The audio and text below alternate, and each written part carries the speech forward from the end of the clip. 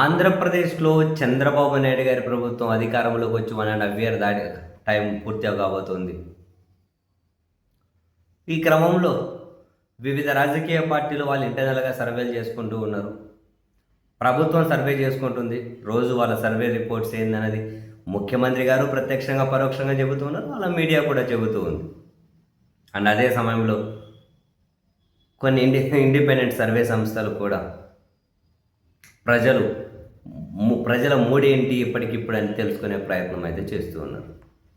ఈ క్రమంలో మొన్న డిసెంబర్ 10వ తేదీ వరకు మూడ్ ఆఫ్ ఆంధ్రప్రదేశ్ పేరుతో ఐఐటిఎన్స్ హైదరాబాద్ గ్రూప్ ఒక సర్వే చేశారు. వాళ్ళు సర్వే ఫలితాలను తాజాగా ప్రకటించారు.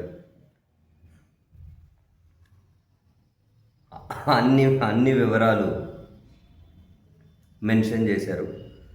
అంటే ఏ అంశాల మీద సర్వే చేసాము, ఎంత శాంపుల్స్ తీసుకున్నామని.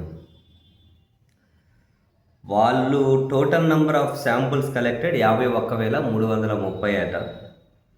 మొదట పార్ట్ 1 అగ్రికల్చరు అండ్ వ్యవసాయం మీద సర్వే చేశారు. 17,340 శాంపుల్స్ తీసుకున్నారట. ఉమ్మడి జిల్లాల వారీగా ప్రచురించినట్టున్నారు. శ్రీకాకుళం నుంచి చిత్తూరు వరకు ఎంత శాంపుల్ తీసుకున్నామని ఉమ్మడి జిల్లాల వారీగానే 17,340 శాంపుల్స్ అగ్రికల్చర్ మీద, వ్యవసాయం మీద. Survey and Andhra Pradesh government and retired employees, అంటే ప్రస్తుత ప్రభుత్వం, మాజీ ఉద్యోగుల వాళ్ళ శాంపుల్ 5,260 తీసుకున్నారట state wide. And survey and privatisation of medical colleges and Visakhapatnam steel plant, దీని మీద 5,920 శాంపుల్స్ తీసుకున్నారట state wide. And survey on unemployment and fee reimbursement, నిరుద్యోగము ఫీజు రియంబర్స్మెంట్ 6,890 శాంపుల్స్ తీసుకున్నారట. Next general survey on super 6, free gas, cylinder, స్కూళ్ళు, power bills, land allotments, corruption charges అన్నిటి మీద general survey చేశారట.